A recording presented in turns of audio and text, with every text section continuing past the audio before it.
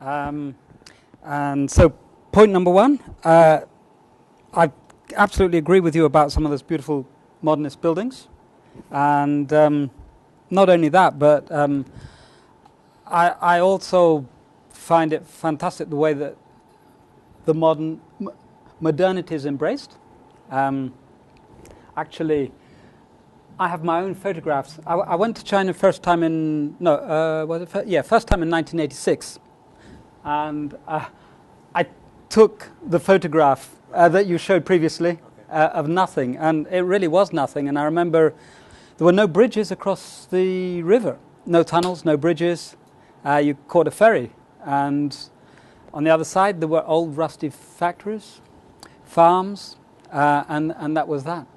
So now I've got a photograph which is a bit like this, taken in 2012, which was the third time I went to China, and those buildings, most of them are there. You can't see them all because of the pollution, the polluted air, but they're certainly there. And in the foreground there are young Chinese gazing across the river and looking at this vision, this fantastic vision. So very heavily symbolic, I think. And so, and there are all sorts of ways in which it's wonderful to see how people are not scared of the future. So that's one point. Another point. Before you say that, can I get a bit of paper and a pen off you, since I'm so prepared? Another point is I like your anti-Orientalist approach. In that you're quite critical of people who want to do China down in all sorts of ways by sort of suggesting that Chinese don't care about pollution. There are all sorts of ways. Actually, you mentioned in your book, and I know this is sort of something that will be raised in the future, Chinese policy in Africa, but that is the sort of area where China, I think, gets far too easily criticized by pundits in the West. So I'm definitely with you there. Just two other points briefly. One, well, this is a sort of butt with a small b, yeah. You build in a sort of teleology whereby it seems to me that China's going through a process that we've gone through. You know, we had the peace supers of 1953 and all that, and I still remember them. And we got over them, and China's going down the same road and all that. And I when I hear that, I just wonder, you know, there's something called path dependence, and I sort of feel that we make a mistake when we think that history might unfold in that way. And my last point is that occurred to me while listening to you just now is so much of what you said you could say about Japan, about what's happened in Japan, but also about how the West has reacted to what's happened in Japan in terms of turning the nose up, being somewhat disparaging, then grudgingly accepting, and things like that. So, but great. I really enjoyed your slides, and some of the repartee was great. I thought some of the comments you made. So thanks very much. If you want, you could use that. So maybe I'll just talk and you can hear me, right? Yeah, I enjoyed the presentation immensely, and so this is like an observation. Perhaps you possibly wouldn't disagree with me. My only observation about development in China is that it's so top down, and so eco-cities are an invention or an aspiration from the top, without any real consultation with, you know, sort of civic society and input from them. And the reason why I say that is that you quite often hear in the media about these mega projects whereby, you know, there might be a human cost to eco-cities in the sense that they'll be bulldozing people from their homes, while at the same time building something in the neighborhood that looks beautiful, that sounds good, but actually is not really fit for purpose. And you reflected like some of those things in some of the pictures that you had in terms of rice paddies on the top of buildings. So really, I just think that some of these moves by the central government seem to be, or might be, doomed to failure from the beginning. They're just vanity projects, unless people really get involved and are consulted about their effectiveness and the meaning for their own lives on a sort of citizen level. Okay, come back on that. Yeah, well, just on that last point, I agree with you that, you know, I suppose the one thing that's different between Japan and China is the kind of democracy in Japan, notional democracy in Japan, and the notional lack of democracy in China, which kind of is summed up in what you say, which is that a lot of these things are exercises, you know, we will build a city, not... Because it's the first time it's ever happened in history, right? There's a very good book by Wade Shepard called Ghost Cities of China, where he makes the point that actually there aren't any ghost cities in China because this has never been done before. What normally happens when cities develop is, you know, it's over the course of many decades, centuries, of people coming together on confluences of rivers or whatever it might be, and you set up little trading posts, and then you have settlements, blah, blah, blah, blah, blah, and it spreads and it consolidates and it becomes a town and whatever, right? That's a parody of history, but you know, you get my drift. This is where you create a city from scratch with nothing in it, and then, you know, when you build a city and it's a city for 100,000 people, and the American networks, Fox News goes over there and says, "Look at Chinese idiots! They've built a city and there's nobody in it." Right? You say, "Yeah, but they haven't forced people into it yet, right?" Because the deal is, you build a city, you either cattle prod people into it, or you say you work for a state-owned enterprise, you have to go there. Or you're young and you think this might be a bit of a dynamic, or you're a farmer who used to live on that land and your only option is that you now have to live in that city. So there's lots of ways where it suddenly starts to become a city, yes, but it is a top-down initiative, yes, it's not an organic flowing thing, because that's not what China can allow. China doesn't allow civic society. It doesn't allow cities to be cities as we might know them in the West due to public pressure, because the last thing that they necessarily want is public pressure dictating party policy. So I think that there's a truth in what you say, that it's this top-down initiative. But the new way, it's very interesting. I was watching, maybe I shouldn't introduce this so early in the conversation, but China was doing a commentary on Brexit 2 years ago in part of their promotional stuff, you know, talking about how democratic China really is. And how they do have bottom-up consultation, and it's the idea that, and they made a connection, a very direct comparison with the European Union, which may or may not go down well with the audience. But the idea that, you know, China sets the policy, and then it hands it down the chain to the local village level, and then they work out how to implement it. That's democracy. Yes. So the local people get it. You don't get to decide what the policy is, right? You just get to work out how you implement it. And they were making a comparison with the European Union, kind of handing it down to nation states, and then you decide. So they were very much in favour of the European Union view rather than the Brexit view. Anyway, I digress. But I think that there's something about the eco-cities which can succeed and can fail. But in some ways, for the Tianjin eco-city, for example, so Tianjin is a huge project. It's a gigantic city. There's hardly anybody there still, because it's partly an experiment, right? So whereas in the West, when, you know, after the war, when we set up the BRE, the Building Research Establishment, testing out how we build new buildings and what have you, they were, you know, like when they're testing for Grenfell, you know, you build a small portion of the wall and test it out, or you build one building and test it out, see if it works.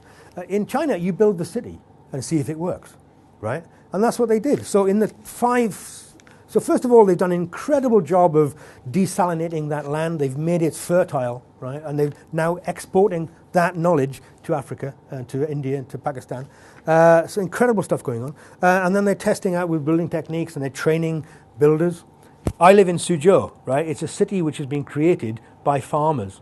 So you clear the farmers off the land, you give them a hard hat and say, build that tower, right? How the hell they ever managed to do it is incredible, right? Why more people aren't dead, either building it or living in it, I don't know. But there are failures. So Tianjin, they built the city and they've invested a lot in technology, in solar, in all this kind of high-tech eco stuff, which was the flavor of the month 15 years ago in the West, yes? You build all this stuff. And then they realized actually you can build eco-cities much more cheaply by not doing things, by having those nature reserves, by having those green spaces. So they're now looking at eco-cities as low-tech versions. So in many ways, Tianjin is kind of a bit of a white elephant. So that was a long way around the houses, but I'm agreeing with you that part of that Chinese, it's a party policy, this is what you're going to do, build it. I love it, right? Because I like that kind of ambition, but it can go horribly wrong. But in some ways, it's an experiment. Wondering about the parallels actually with particularly like the European Newtown projects, because what you were saying about, or you lay out for a new city. Well, I imagine if I'd have gone to Milton Keynes in the mid 70s, say, they'd have laid out the grid roads, but there'd be barely anything in there at all. And there is a certain top-downness that's required in order to do these massive projects. So think of like Flavorland as probably the biggest that I can think of, where you create all this new land out of nowhere, then you start building new towns on it. So are we actually looking at something that actually has great parallels with what we've done in Europe 50, 70 years previously? Next to you, I'll come forward.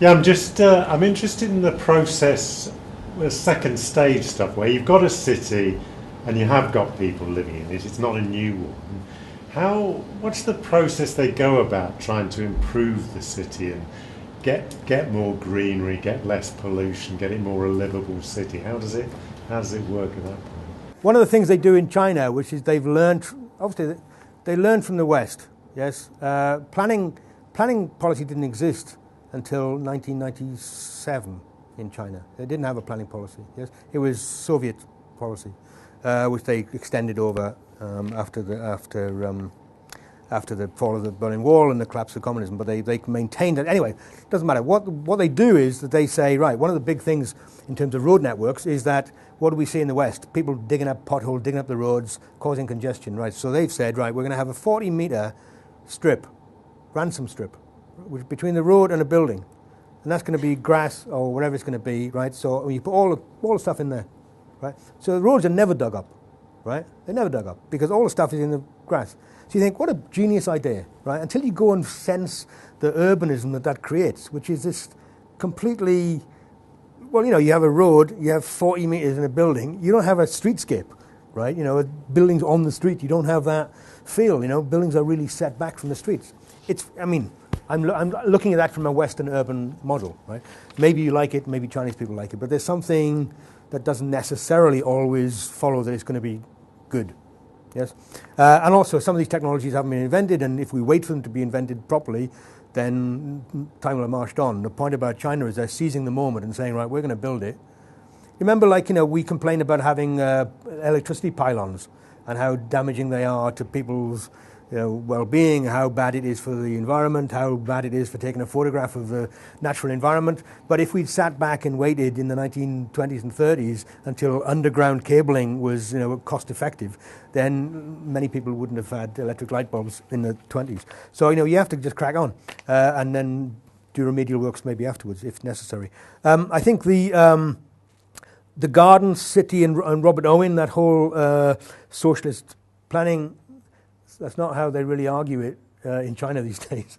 It's kind of Robert Owen with Chinese characteristics. There's places like Dali. Have you ever been to Dali, which is a kind of a hippie resort in some ways, very Western, lots of marijuana. I don't know why I looked at you there, but... I was looking in the wrong place. But beautiful areas. But in terms of Well, I think they're trying to do it in the countryside redevelopment now, right? It's certainly not using the same rhetoric as Robert Owen, and it's certainly not done by industrialists. One of the things that I find that comes out of the environmental movement, maybe I'm cynical about this, but how does the party maintain order? How does the party maintain its own position? Yes, and you do it by being the authority of last resort. So if you encourage people, like they did 50 years ago, you would complain about fellow workers not working hard enough or whatever it might be, right? And you'd call in the party officials to reprimand people. The way you do it now through environmentalism is that you report polluting industry, right? And you're not going to deal with it yourself, so you basically call in the party, and the party closes it down, shoots the boss or whatever it does, right, and improves the situation. So it's not really driven by industrialists in the way that Robert Owen might have done it. In many ways, thank God for that, because Robert Owen didn't do well. In terms of planning, what have I got here? Planning. Oh, how do they improve things? Well, there was a planning committee. Again, I'll be brief if I can. There was a planning committee held in 2017, and they hadn't sat since 1977. And in 1970, this is a governmental body, and in 1977 they were arguing, how can we create an urban dynamic in China? How can we create cities? How can we create a sense of growth through an urban mentality, right? And then 50 years passed, and they were then re-meeting to say, okay, done that, how can we now improve this, right? How can we make this a little bit more meaningful, a little bit more humane, and a little bit more beneficial to people's well-being and livelihood? So the dynamic was just do it, get on with it. And they never thought it was necessary to kind of step in halfway along the line, left it till now. So they are trying to now say, how can we, there's all these terrible housing blocks where you just, you enter from two sides and you drive around and you come back out. So there's no face. The face on the street is a 20-foot high wall. Yes, it's gated communities effectively. And now they're talking about how can we open those up? How can we take the roads through them? Right? How can we make streets?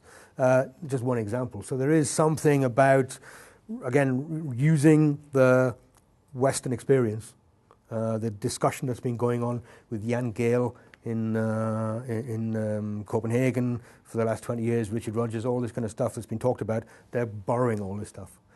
Whether it directly applies or whether they're going to make a mess of it, who knows? Yes, but at least they are making an effort. I think the other one was a European question. I don't know. I mean, I think historically,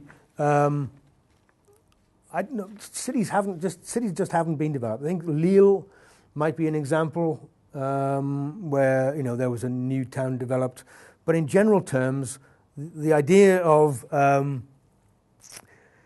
there was this conception that you could create a new urban environment, and whether that was Letchworth or whether that was Milton Keynes, sorry, Welwyn Garden City, exactly. Yes, there was that, but I praise that. I praise that mentality, right? But that was this, Letchworth, beginning of the century ago. Welwyn Garden City, we're talking 50 years ago, right? And I'm saying that there's something lost, I think, in the Western discourse, which has ambition to do these things. Yes, whether you classify that as a 60s mentality, right, and jetpacks and exciting, times, or whether you just say that we're a bit more risk averse and maybe a bit more economically cautious, right? Personally, I think it's really tragic that we've lost that. We don't build anything anymore. Yes. Anyway. You were just mentioning how do they do second stage sort of eco-city work once the city is already built. When you were mentioning that, I was just recalling that in the early 1990s I went to Dalian when Bo Xilai was the mayor prior to his meteoric rise and subsequent fall. But he was mayor of Dalian in the early 1990s, and he quickly turned it into the greenest city in China. And he did that by knocking buildings down and building green parks. And they used to boast how much more green space they had in the city area. But I come back to an earlier point about the perhaps inhumanity of eco activity, in the sense that there were winners and losers, you know, from that. And my other concern is when we talk about winners of these things, these are places that people are going to live. And what we know about in cities in China is that there's massive inequalities between the richest and poorest.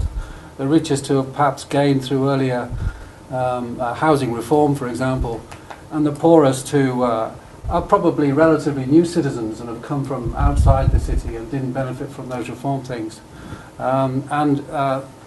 Ultimately, these attractive cities with attractive areas and attractive architecture, there's the risk, of course, that only rich people will live in there, and then the kind of other people will live on the outskirts of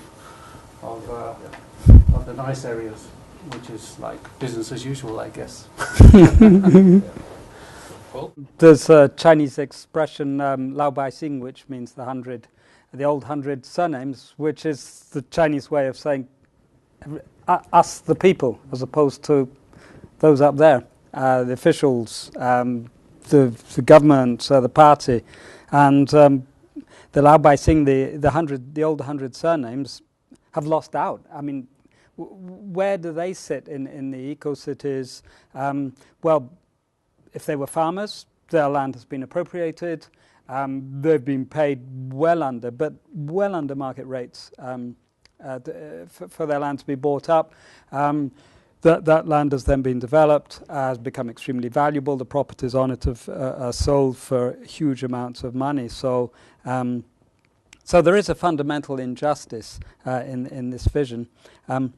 But just to pick up on the point about the Robert Owen and the ideal cities, I mean, it's just a thought, but in the Maoist period, and in some senses still today, Chinese cities are grids with lots of danwei or work units within them. So during the 50s, 60s, 70s, 80s, Chinese cities were so different to what they are today.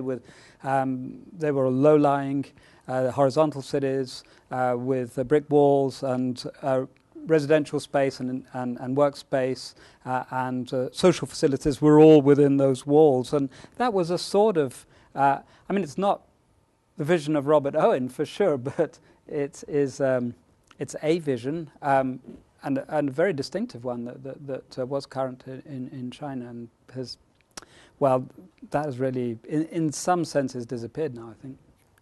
Do you have a sense of nostalgia for it? Well, I can't answer that question because, you know, all I did was cycled past that alongside those endless walls, and it was quite dreary and drab as far as urban scenery goes. Not that the eco-cities, in a way, are that different.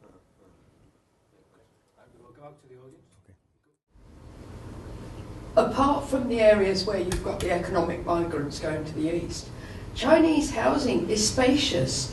Their rooms are bigger than ours. When you look at the modern 3-bedroomed house or 2-bedroomed house, Chinese rooms are bigger. They have more space in reality. They may not have got the top whack and become the top money, but compared with the period that they and their relatives remember of starvation and horrendous conditions, they actually are quite happy with their improvement compared with how they were living. And many are still living. Electricity is everywhere, but water isn't. You know, water is carried from the wells, and it still is in many places. So, you know, they are actually happy with the progress, which is why the majority of people are happy with the way things are now. I'm not saying everybody. Not everybody is happy that there isn't democracy and there's loads of corruption. But there is elements of trying to work on that. You know. Mine's more an observation than a question, I suppose, because I've put a question in it. And that's to do with the timescales you're looking at when making European comparisons.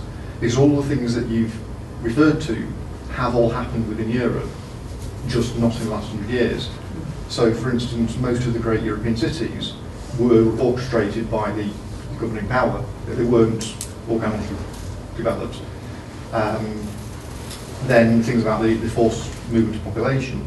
The reason that, for instance, in this country, we had the issue with rotten wards was because precisely that happened. They built a new city and they moved the populace into it. These aren't unique to China. These are things that we have had. Do you think there's too much focus on eco-cities compared to actually focusing on the rural environment? Because maybe at the end of the day there's only so eco a city can be compared to limiting urban sprawl and maybe preserving the natural environment and investing in maybe improving the biodiversity of rural areas. You made the point that still lots of Western architects are boasting about eco-cities, but they've either never been there or nobody else has been there to know they don't exist. But I mean, it's still very much a big movement in the West of people talking about this vision of eco-cities and China being held up.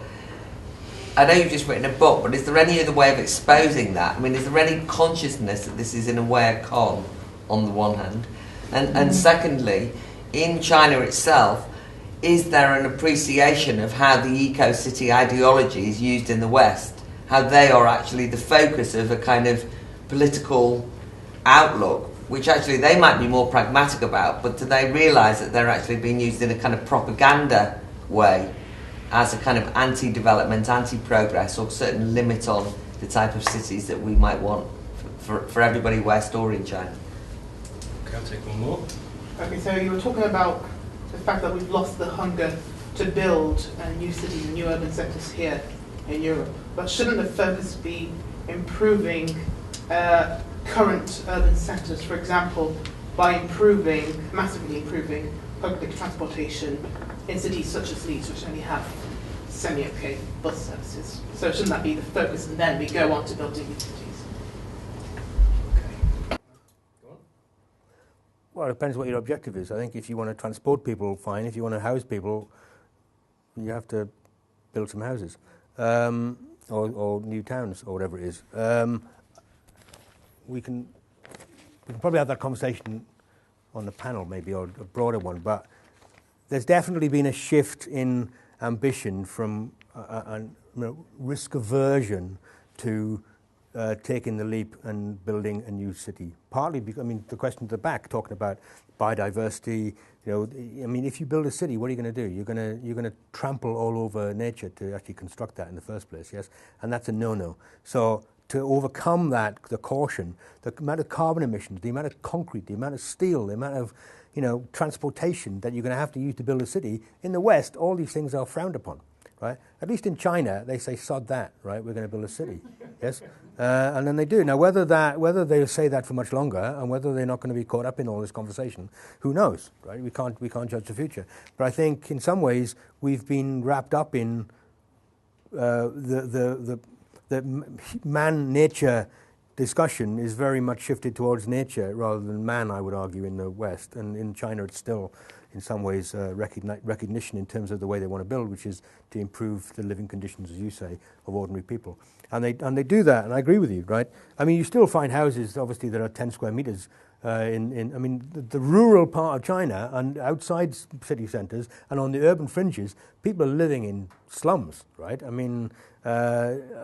made a documentary about a year and a half ago looking at the urban fringe of Suzhou, where the government said they were going to expand the city. So they knocked a third of the village down. No, sorry, they knocked 2/3 of the village down, right? 1/3 got the apartments, right, in exchange. Everyone's happy. 250 square meter apartments, right? This is a dream, right? A five-bedroom house in Britain is 150 square meters. This is like gigantic. So they had their crappy little apartments knocked down. They get exchanged and got lovely new apartments. The second third, they knocked the houses down, and then the Chinese government said, no, we changed our mind. We're not actually going to expand, right? So basically people had their houses knocked down, and they have to live in it. Right? Thank you very much. Off you go. And then the last third didn't have the house knocked down, so they're still living in the original slum, right? There's a cruel reality, right, to development as a philosophical concept or as a reality on the ground. But, people can get rich quick, and people people still aspire. Even those people living in those crappy houses are still desperate for those houses to be knocked down. So there's not a nostalgia for the past that we imagine that there ought to be.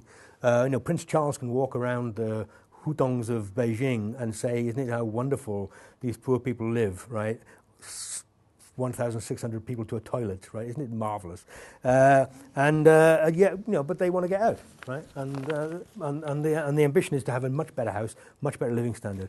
And again, in some ways, it's funny because it's alien to the way we think even in this country today, right? We've forgotten some of those ambitious standards.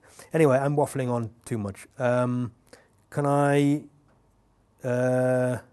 spacious, what am I talking about? I can't. I've got a couple here, but can I pause while I regain my thoughts and if you want to chip in? I think we should withhold moral judgment on whether Chinese people are happy to move out of their crappy old houses into big, spacious apartment blocks. I think there are too many issues involved. I think people's reactions differ so much according to the context. And just to give an example that I've looked at on the western outskirts, well, it was the western outskirts of Shanghai, but is not any longer really, the Hongqiao railway station, railway complex, which anyone who's been to Shanghai probably knows. A lot of the farmers whose houses were destroyed there, they made a lot of money by renting out additional space that they'd built for migrants to the city. When they were given their spanking new apartments, they lost that rental income, were not able to replace it in any way. So as part of that project, I looked at the work of various academics on the surveys that they'd undertaken on people who'd been forcibly relocated from the outskirts of Shanghai. And in each context, there seemed to be a different reaction, different factors at play. So the surveys gave rather different results. So I think it's very, very difficult for us to sit and say, yeah, it's great, or the contrary. It's very sad, and people should have been allowed to live in the houses which they'd grown up in.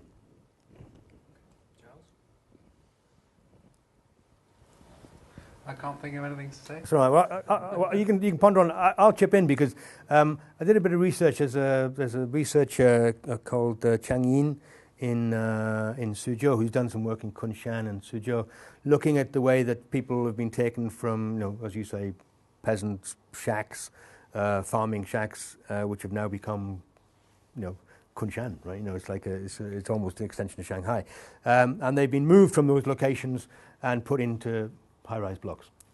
And in many ways, high-rise blocks are what we remember British post-war housing, right? They're crap. But obviously they're not as crap as what they had before, right? So in the same way as we saw that in the 50s as a good thing, moving into a melamine, doored kitchen, which we now would laugh at, right? In the 50s we thought it was good. Same thing in China. But a lot of these people are then subdividing their apartments. I know lots of pensioners who they have an apartment with garage complex on the ground floor, and then they're building the walls, they're putting a toilet in, no windows, but they're living in the garage. Yes, so they don't have very little expenditure. They're living in a slightly improved sized apartment, no windows and a toilet, and then they're subletting their apartments to many, many families and getting a lot of money. I mean, it still is. It's a developing economy, as this party says, isn't it? So people still have to make a buck, right? So it's not this kind of halcyon world of, capitalism for all, right? People are still stuck at the bottom. People are still striving to make their way in the world, and they're doing it by hook or by crook. So it's nothing, as you say, it's nothing necessary to herald as, isn't it wonderful? Because there's some terrible casualties along the way. However, there is a positive kernel to it that people want to better themselves, right? And they're willing in some ways to suffer so the next generation can have a better life. Yes. Yeah, probably following on from that one. I want to ask about the eco bit of the eco cities, because I worked in the Eco Towns programme in the UK, and a lot of that was quite frankly bullshit.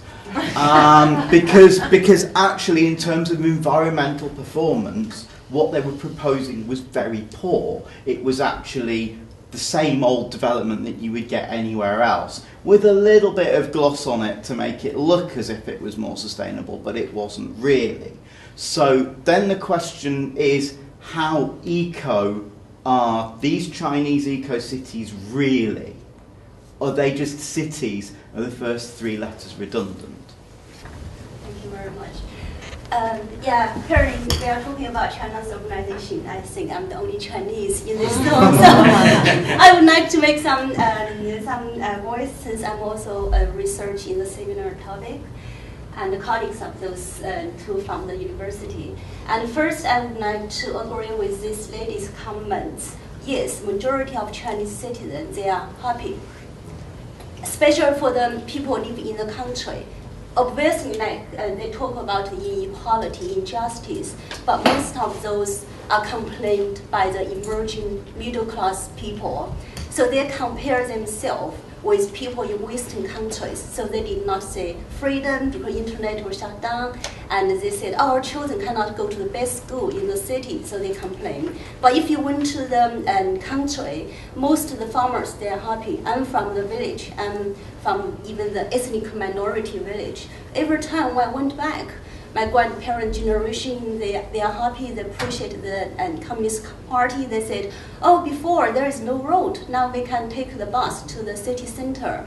And my true experience, when I got the college admission letter from Beijing, it took me 2 days and 2 nights to reach the university. But now if I want to go home from Beijing, only like 8 hours, door to door. So I can say the progress after the opening and reform as an ordinary Chinese citizen.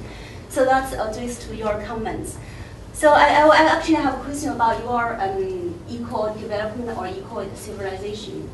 Because based on my research and also related to your British experience, I found, yes, it's top-down procedure, but then really at the local government's perspective, I don't think they have that good intention to do the eco-civilization. What they did, they told me, whatever eco-city, smart city, green city, low-carbon city they got, they only want to be the labeling of their cities. So what we call in academic is the city branding. So if they become eco-city, it's very good label for them to attract the economic investment. Then that would boost the local GDP. If the local GDP are boosted, then the mayor would be promoted very fast to the provincial level. That's still the GDP driving economy in China.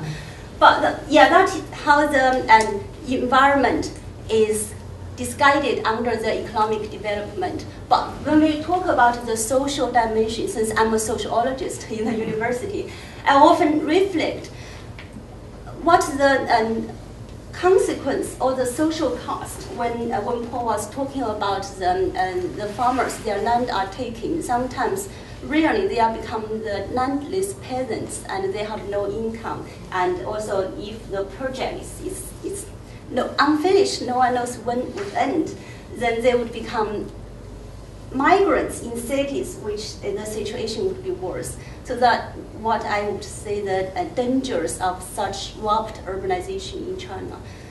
But really, I think I would like to share more of my experience and my academic outcome. But if we have more time, I'm happy to discuss. Thank you. Okay. Well, thank you very much for that. Thank you. Any more final questions or comments? Go on. Just a quick question. What's the Chinese attitude to the car?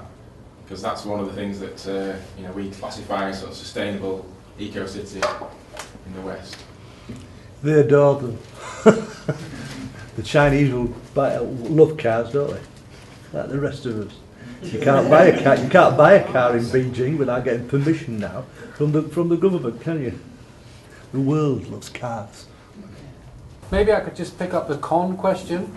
I think in China there's a few cons, so to speak, but they don't always start off as cons. I mean, one thing that you can see with China, with such a massive population, it can experiment and it can see if something works. And if it works, like in the earliest examples of the special economic zones and the attraction for inward investment, it will roll out the stuff. But if it doesn't work, sometimes it can kind of fail fairly spectacularly.